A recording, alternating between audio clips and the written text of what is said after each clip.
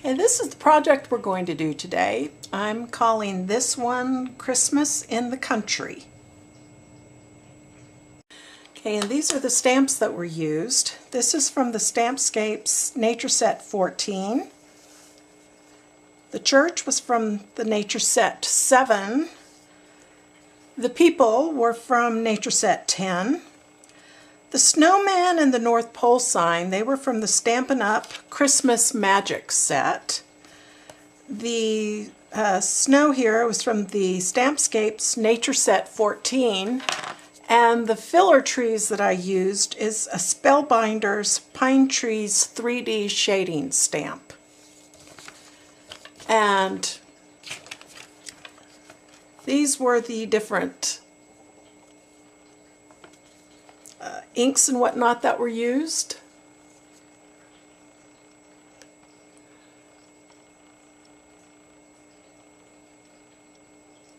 And so let's see, I guess I'll zoom in close so that you can read it if you need to. And if you have to pause, then you can do that. So the ink used, the Copic markers I used, Copic multiliners, Marvy Le Plume 2 pens, and Memento dual marker, and some of the other supplies that I used. Oops. And so let's begin. This is the project. I stamped the project out on some typing paper just to get a general layout. And to make things a little easier, I've placed some of my stamps into stamp positioners so that it will make it easier to stamp out. And I'm going to use a quarter sheet, it's 5.5 by 4.25 of Chrome Coat glossy cardstock. And the things I'm going to stamp first are going to be the snowman, the little people, and the sign. And so I'm going to ink it up with Memento Tuxedo Black ink. Okay, next I'm going to stamp out the church and the trees. So I've got those in another positioner. And I've created some masks for these. So I will place the masks down.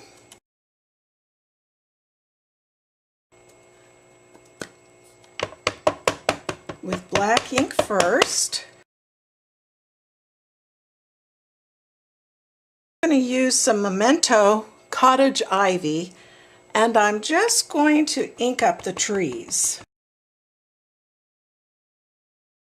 Next I'm going to do this little road here, and to do that I'm going to use the covered bridge, but I'm only going to ink up this portion. And to make this a little easier, I am going to use my stamp positioner. And so I will ink up the stamp.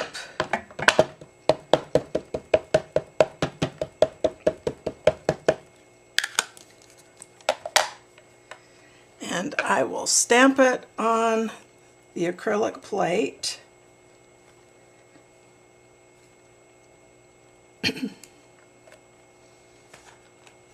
Okay, next I'm going to take the acrylic plate and I'm going to position it so that the road comes just the way I want it. Then I'm going to re-ink my stamp.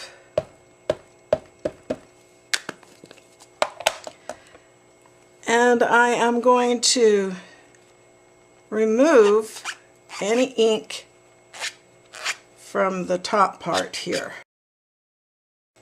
And so I've got this positioned where I want, and so I will put my L in. Let me zoom out so that you can see what I'm doing. I place the L here against the plate. Oops. Let me do something first. I don't want this to move, so I've got some temporary adhesive that I will put on the back. And that will hold down, in fact, I'm going to put a piece of paper down so that you can better see. That will hold this down onto the paper. I will reposition this where I want it, maybe about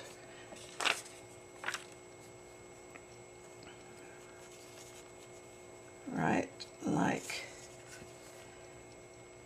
that. Then I will put my L on. Then I'll remove this and I will stamp this down.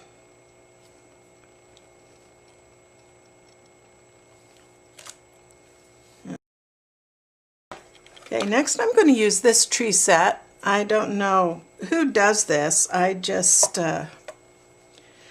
had it, and so since I don't have this one in a positioner, I will first ink it up with black.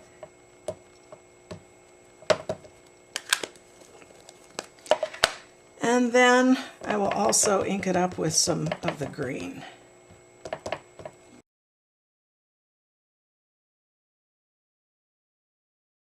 Okay, and now I'll ink up these trees on this side.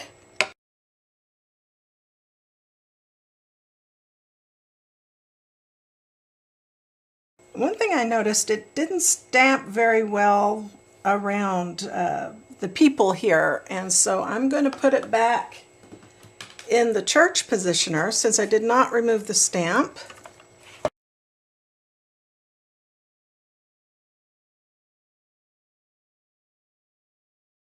Okay, I'm going to use my Marvy Le Plume 2, my black, and I'm going to, this part that is missing over by the mask, I'm going to just kind of complete this. And when I color the sky, I'm going to use some of my masking fluid. I want to protect the steeple. Okay, now I'm going to use one of my fantastic applicators, and I'm going to use some of my Memento Cottage Ivy. This is the same color that I used to ink the trees. And the areas over here that didn't quite get it because of the mask, I will apply just a little bit of this green ink just by touching the applicator.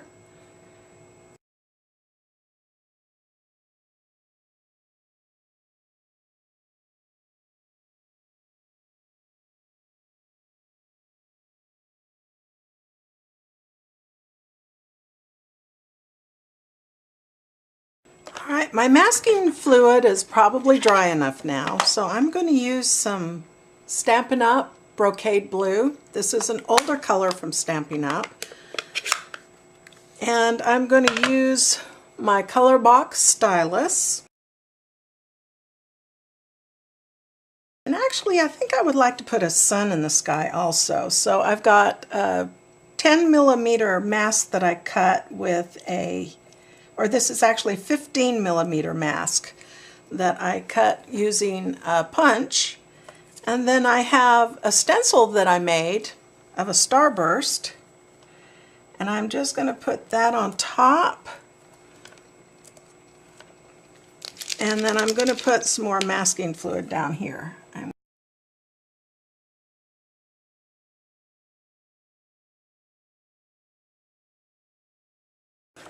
Okay, and now I'm going to continue with the sky here.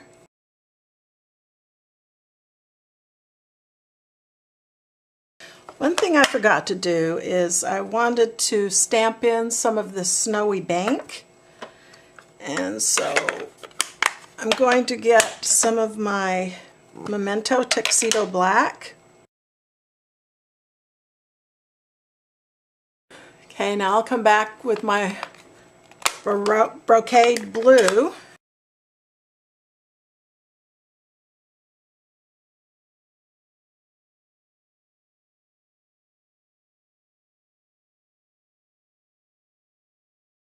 Now I'm going to use some Distress Oxide Faded Jeans.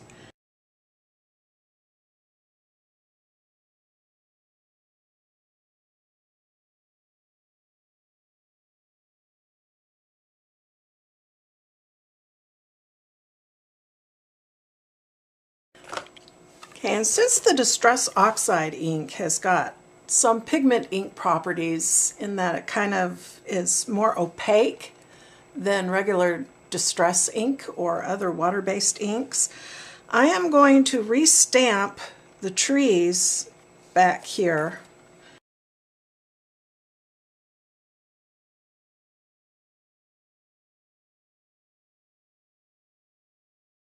And to restamp the trees on the side is going to be a little more difficult, so I'm going to put some of the temporary adhesive down on my scratch paper.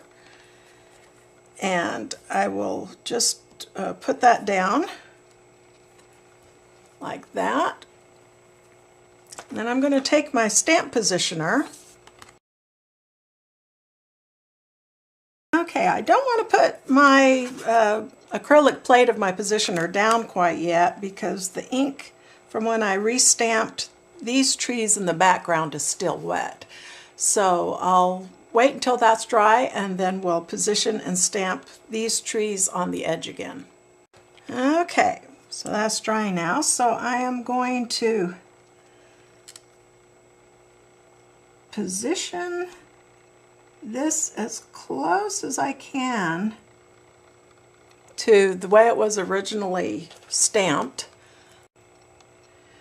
Let me zoom in so you can see better what I'm doing when I line this up.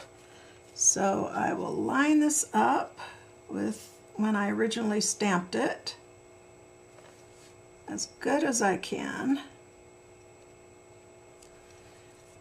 Position this on it. And then I'm going to take my stamp and I am going to ink up these trees right here. And then I'm going to take my green cottage ivy and I will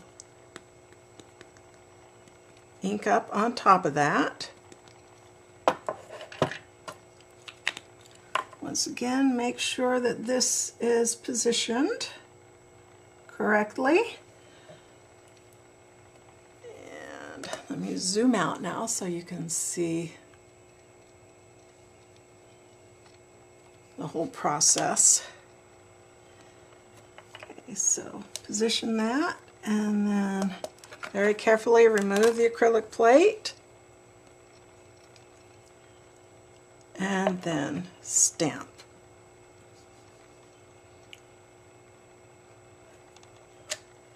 And there we go.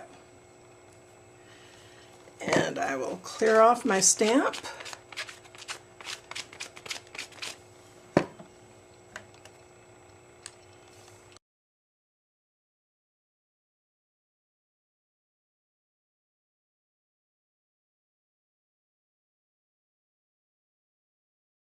Okay, some of these fence posts here did not stamp very well, and so I'm just going to come in with my Memento dual marker, and with the fine tip point, I am going to just... Okay, at this point, I will remove my paper masks.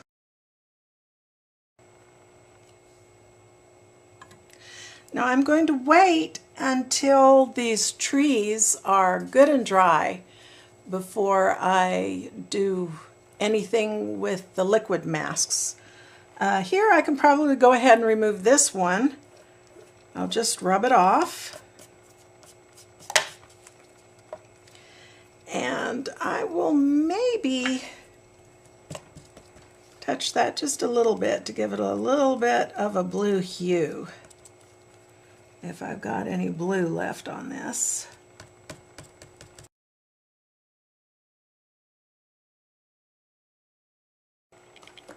Okay, I think the trees are probably dry enough now that I'm going to go ahead and remove the masks.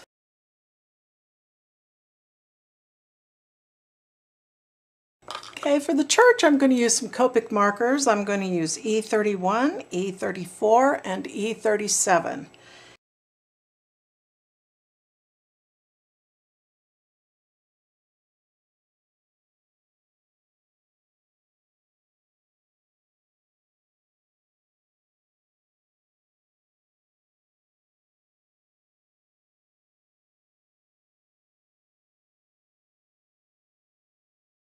Okay, for the church of the door, the door of the church, I'm going to use R32 and R39.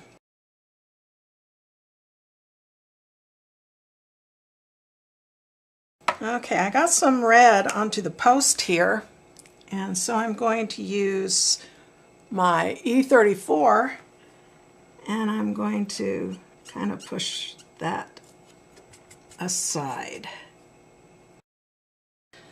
Okay, I'm going to use some of my wine Copic multiliner, 0.3, and I am going to just draw down this portion of the door right here and maybe along the outside edge here.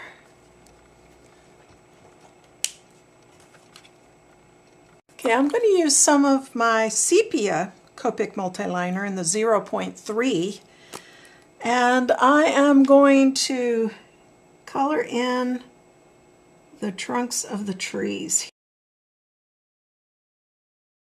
And I am also going to use this to color in the trim of the church.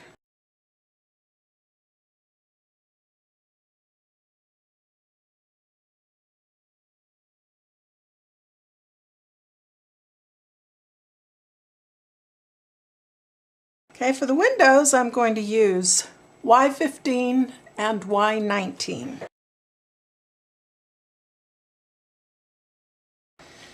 Okay, for the woman's dress I'm going to use some of my wine 0.3 Copic liner. Okay, and I'm going to use some RV63. For the man's shirt I'm going to use my Copic multiliner Cobalt. And for the lighter areas of his shirt, I'm going to use Copic marker B34. And I'm going to use my wine multiliner. Use the Cobalt. And I'll use E31 and E34 for his pants. And I'll use my Marvy Le Plume 2, number 1 black. I'll use the fine tip point to color in his boots. Okay, for the North Pole sign, I'm going to use E31 and E34.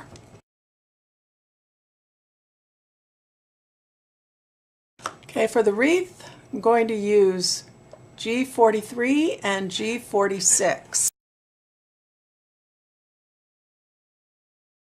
Okay, for the post, R39.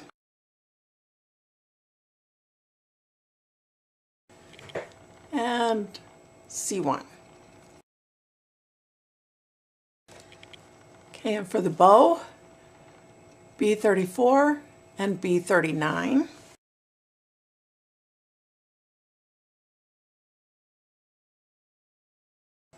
Okay, and the bulbs on the wreath, I'm going to use R32, B34, and Y19. See, I'll also add in an orange, YR04. Okay, I'm going to use R39 on the snowman scarf. I use YR04. Okay, for the snowman's gloves, I'll use C5. And I'll use my sepia multi-liner.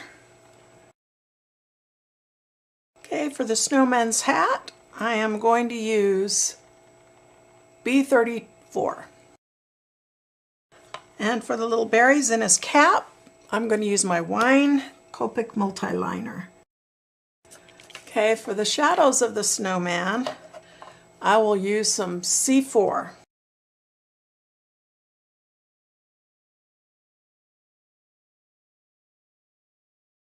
Okay, and there's also leaves on the hat of the snowman, so I'm going to use my olive multi-liner. Okay, for the grass and the snow over here, I'm going to use my olive Copic multi-liner. Okay, next I'm going to work on putting snow in, so I'm going to use my Hero Arts Unicorn White pigment ink and my Fantastics applicator.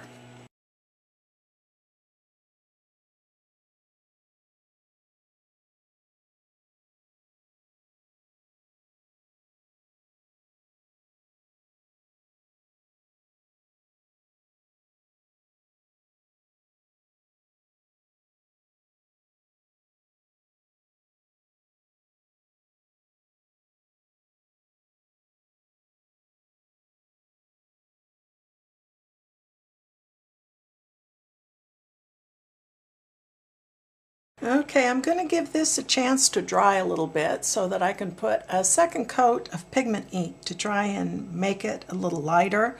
This pigment ink does tend to go a little bit translucent as it dries, and so I'm going to want to put on multiple layers. Okay, I'm going to start to put the second layer on now.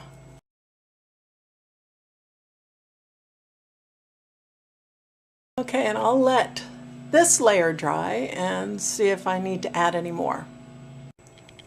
Okay, now I'm going to try and put some shadows in using the Stress Oxide Faded Jeans.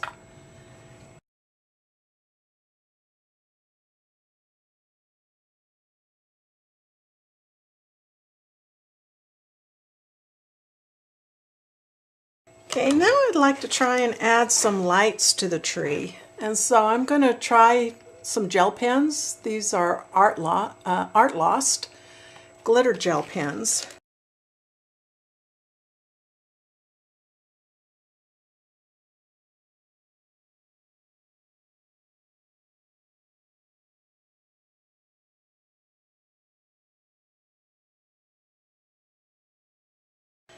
Okay, and I'm going to try and put some bigger lights on the tree.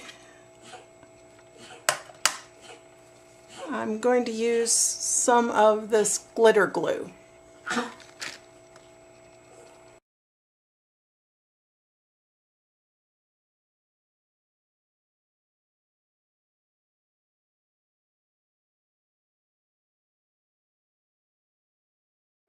Okay, and I'm going to let this dry for a bit, and I'll see if there's any more work I want to do on it, and then I'll spray it with the clear acrylic spray to protect it. Okay, I'm going to wait for this to dry, and while I do, I'm going to see if I can sign it and try and decide which color I want to use to try and sign it. I'll use, so I'll try using my Copic 0.1 black multi-liner. Okay, I just put several very light coats of the UV resistant clear acrylic coating on the work, and that was, I put the several light coats on it because the last time I had a lot of pigment ink on my piece, it kind of smeared and dissolved the pigment ink and kind of spread it out, and so I wanted to prevent that this time. So this is the final result, and so I hope you enjoyed the video. Bye.